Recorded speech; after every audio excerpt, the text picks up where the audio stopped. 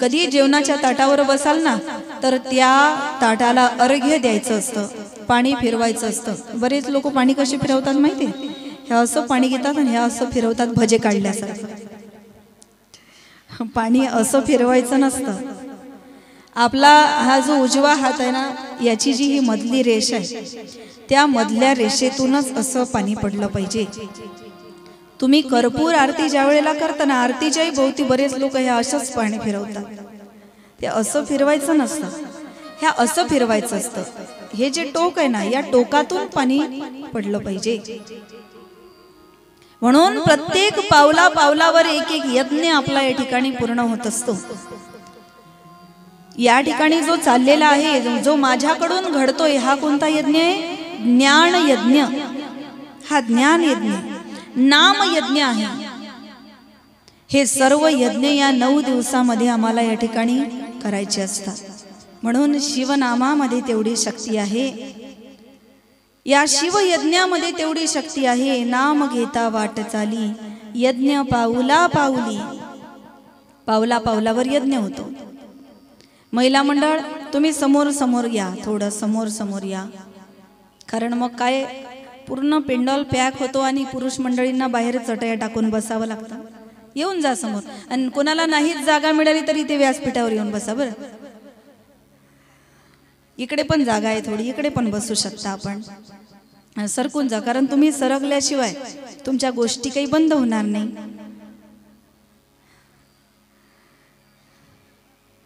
चला, झालं म्हणजे कळवा.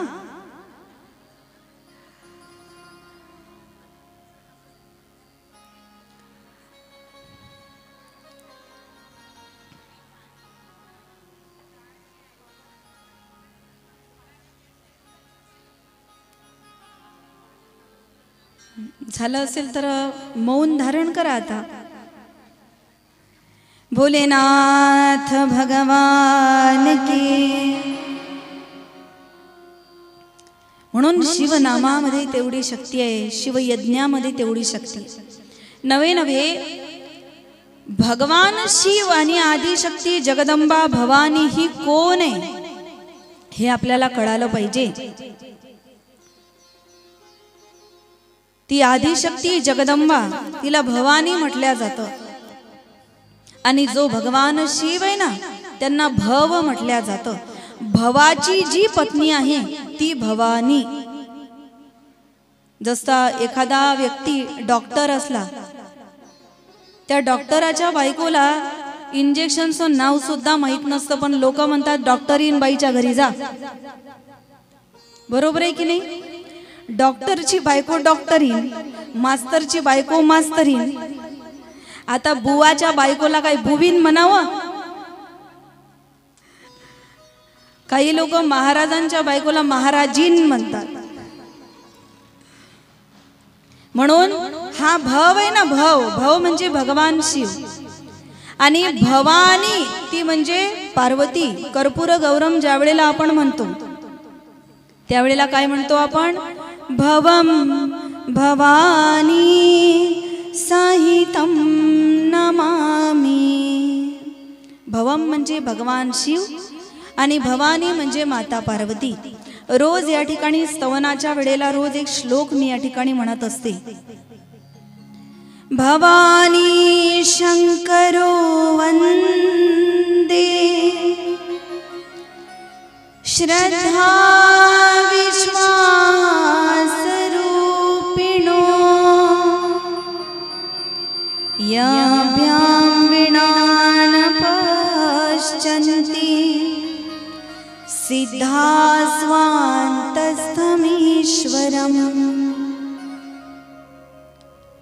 भवानी शंकरो वंदे. भगवान शिव आणि पार्वतीला वंदन करत असताना, थोडा आवाज वाढवा, भगवान शिवाला आणि पार्वतीला वंदन करत असताना एक उपमा त्यांना या ठिकाणी दिलेली आहे. कोणती? श्रद्धा विश्वास रूपिणो.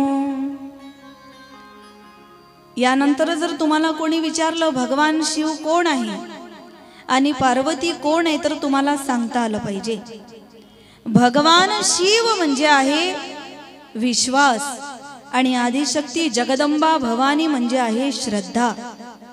कारण श्रद्धा विश्वास रूपिणो. बघा, जन्म श्रद्धेचा होतो, विश्वासाचा नाही.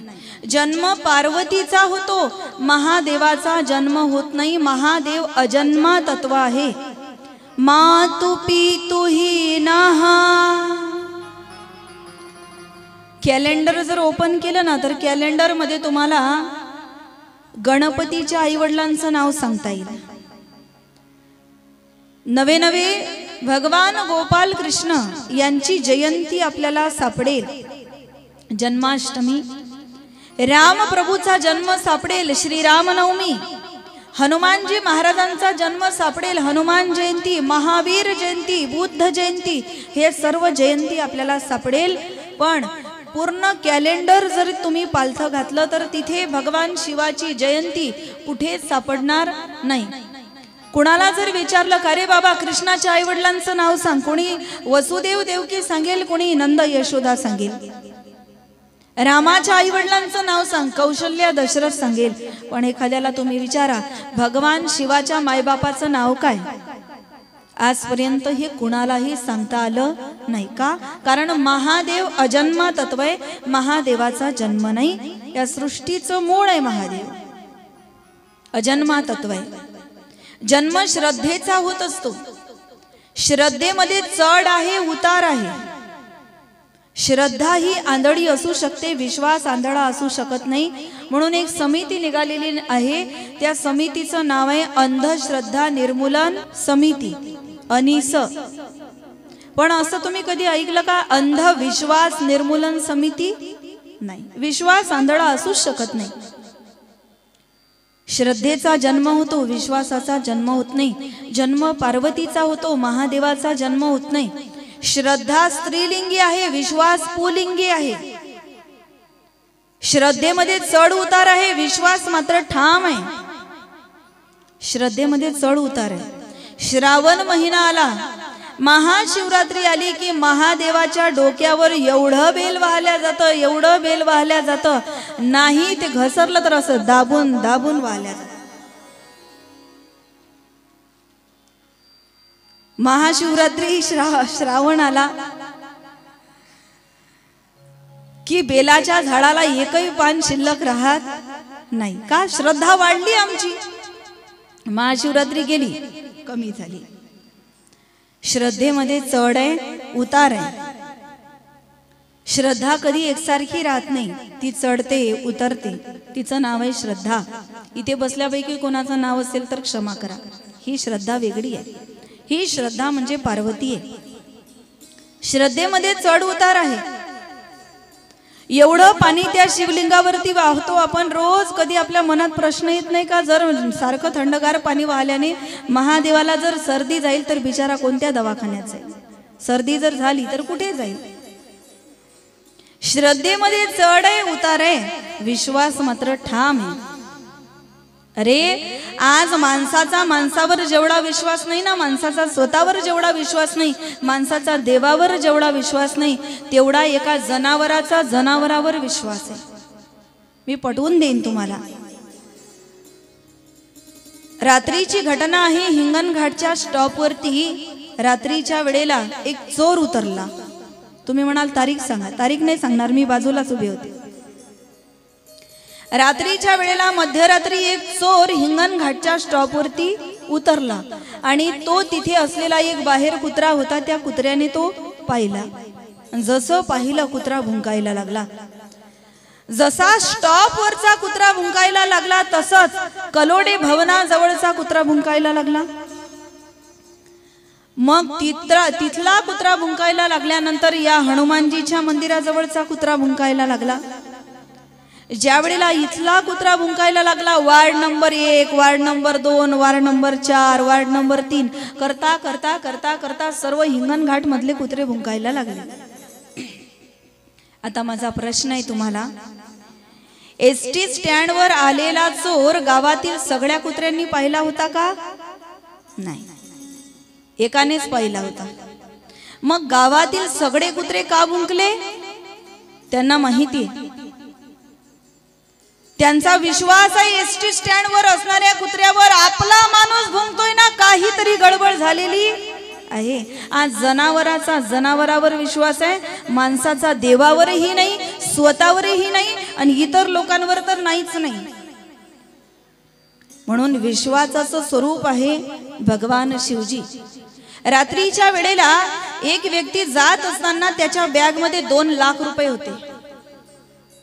चोराने दुरून चाकू दाखवला, त्याने बॅग टाकून दिली, परवा नाही केली, 2 लाख रुपयाची बॅग टाकून दिली, तसाच पडत घरी आला. 100 फुटावरून चोराने चाकू दाखवला, सुरी दाखवली, पडत आला घरी. रात्रभर याला झोप लागली नाही. दुसऱ्या दिवशी सकाळी पोलीस स्टेशनमध्ये तक्रार नोंदवायला जायचं होतं. आता काय करावं, जाता जाता सलून लागलं, म्हटले जाता जाता सेविंग करून घ्यावी आणि मग पोलीस स्टेशनला जावं. गेला तिथे आणि जसा बसला ना, त्यावेळेला तो दाढी करणारा जो व्यक्ती होता ना, त्याने दाढी करत करत वस्त्रा याच्या मानेवर आणला, पण याला काहीच वाटलं नाही. का? रात्री 100 फुटावरून चाकू दाखवला तर पळत घरी आला. आज दिवसा याच्या नरड्यावर वस्त्र आहे तरी याला काहीच वाटत नाही. का? रात्रीच्या चाकूवर याचा विश्वास नव्हता, दिवसाच्या वस्त्र्यावर याचा विश्वास आहे. विश्वास तो करी स्वामीवरी सत्ता, सकळ भोगिता होय त्याचे. विश्वासच कारण आहे. आणि म्हणून त्या एक परमात्म्यावर, तो एक जो भगवान परमात्मा आहे, ते त्याच्यावर विश्वास असावा. एक धरला चित्ती आम्ही रखुमाईचा पती.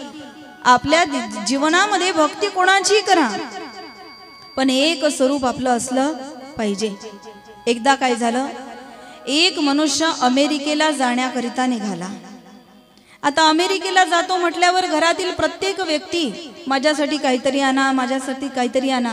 आपल्याही घरचा एखादा व्यक्ती पंढरपूरला गेला असेल ना, आपण पांडुरंगाला माझा नमस्कार सांगा हे नंतर सांगू, पण माझ्यासाठी साडी आणा, माझ्यासाठी हे आणा, माझ्यासाठी ते आणा, हे आपण पहिले सांगणार.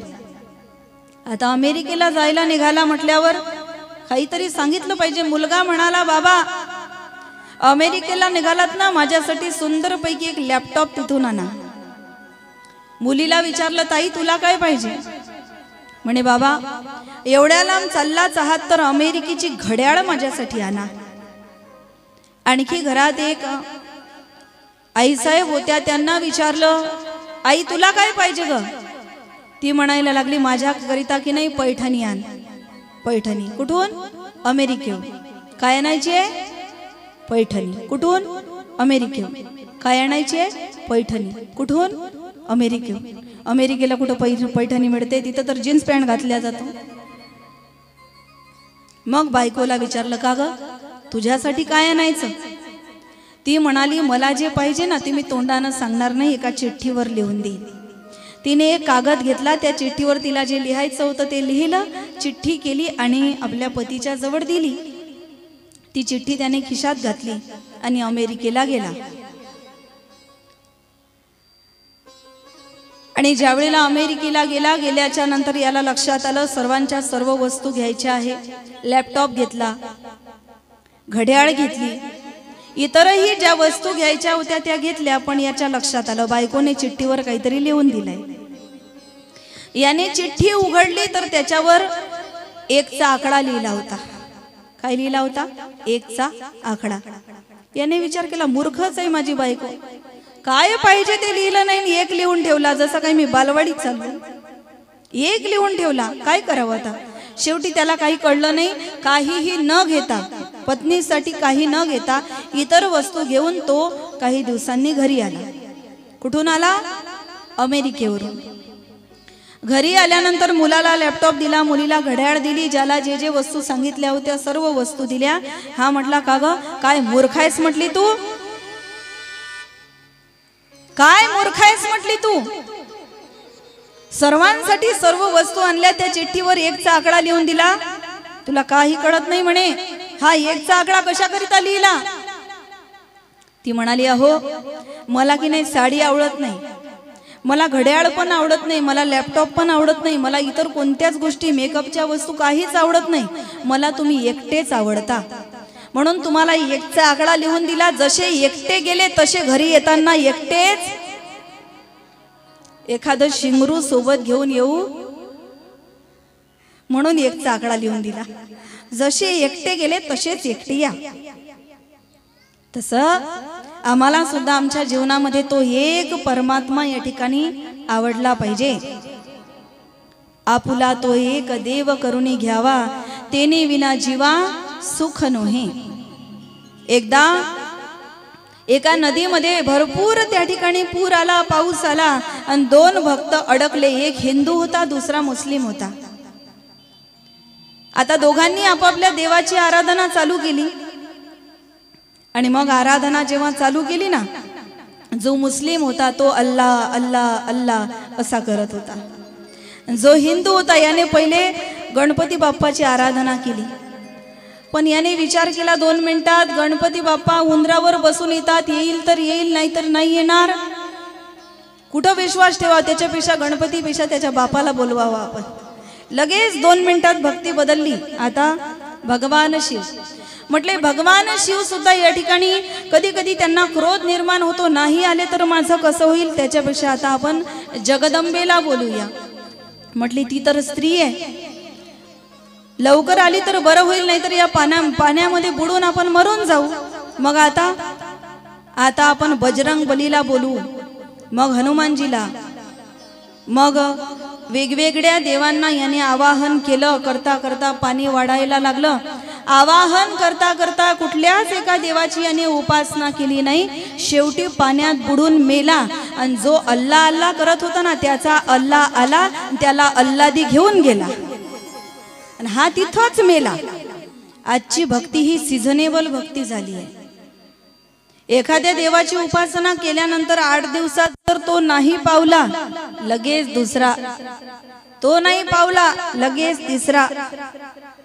देवाला सुद्धा वार वाटून दिले आहेत आम्ही. म्हणून एकनिष्ठता असली पाहिजे. कुठल्याही देवाची भक्ती जीवनामध्ये करा.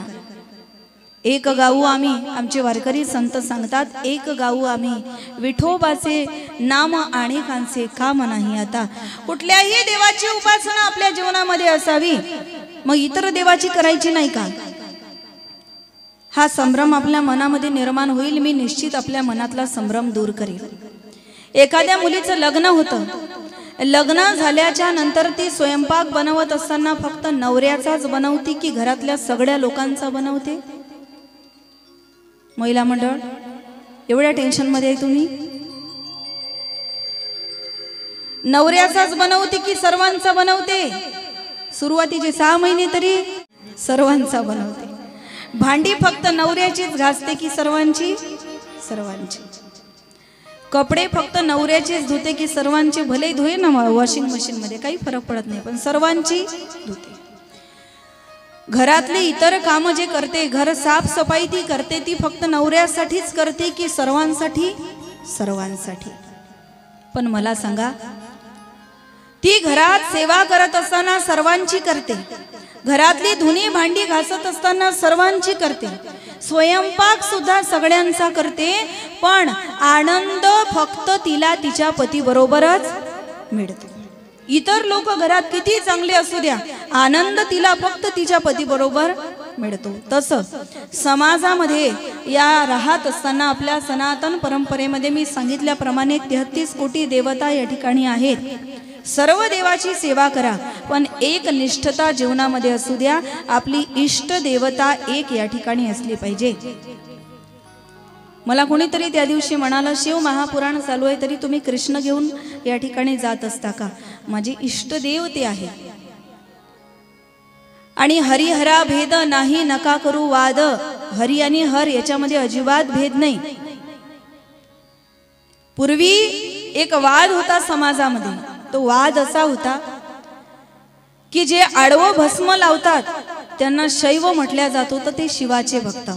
आणि जे उभं गंध लावतात ते वैष्णव, विष्णूचे, श्रीरामाचे, कृष्णाचे भक्त. एवढा कट्टर वाद यांच्यामध्ये होता की शैव आणि वैष्णव यांचं अजिबात जमत नव्हतं. शैवाची मुलगी शैवच करायचे, वैष्णवाची मुलगी वैष्णवच करून आणायचे. पण एकदा काय झालं, कट्टर शैव आणि कट्टर वैष्णव यांच्यामध्ये सोयरीक झाली. कट्टर शैवाची मुलगी कट्टर वैष्णवाच्या घरात देण्यात आली आणि पूर्वी टाइल्सचे घर नव्हते, मातीचे घर होते, ते सारवावे लागत होते. सुनबाई सकाळी सकाळी उठली, जी कट्टर शैवाची मुलगी होती, आणि सकाळी उठल्या उठल्या ती घर सारवायला लागली. असं सारवतात ना घर, कधीतरी सारवलं असेल ना तुम्ही असं, तर सारवायला लागली. एवढ्यात कट्टर वैष्णव सासरे जागे झाले. एवढा राग आला, तळपायाची आग मस्तकात गेली. म्हटले, सुनबाई, आपण कट्टर वैष्णव आहोत. कट्टर वैष्णव म्हणजे उभगंधवाले. आपल्या घरात आळवं चालत नाही, आजपासून आळवं सारवायचं नाही. ती म्हटली, कठीणच आहे, लग्न झालं, नवीन नवीन नवरी आहे मी, पहिल्या दिवशी जर एवढे प्रतिबंध असेल तर उभं आयुष्य या घरात काढायचं कसं. पण त्या दिवशी त्या सुनबाईने असं उभं उभं उभं उभं उभं उभं सारवलं. आता तीच पद्धत आहे सध्या, मॉप घेतली की असाच सरकवावं लागतं. उभं उभं त्या दिवशी तिने सारवलं. एवढ्यात कट्टर वैष्णव सासरे विधीला गेले, तिकडून येऊन दात घासायला लागले. सुनबाईने पाहिलं, धावतच गेली. सुनबाईन सासरे बुवाचा हात धरला. बरं का मामाजी. काय सुनबाई, आपण कट्टर वैष्णव आहोत, उभगंधवाले, आजपासून घरात आडवे दात घासायचे नाही. सासरे बुवानी साष्टांग लोटांगणच घातलं. सुनबाई, तुला वाटतं ना तसं तू वाग, मला वाटतं तसं मी वागेन. म्हटले, आत्ता कसे सरळ झाले. म्हणून पूर्वी हा वाद होता, कट्टर वैष्णव कट्टर शैव यांच्यामध्ये वादविवाद होता.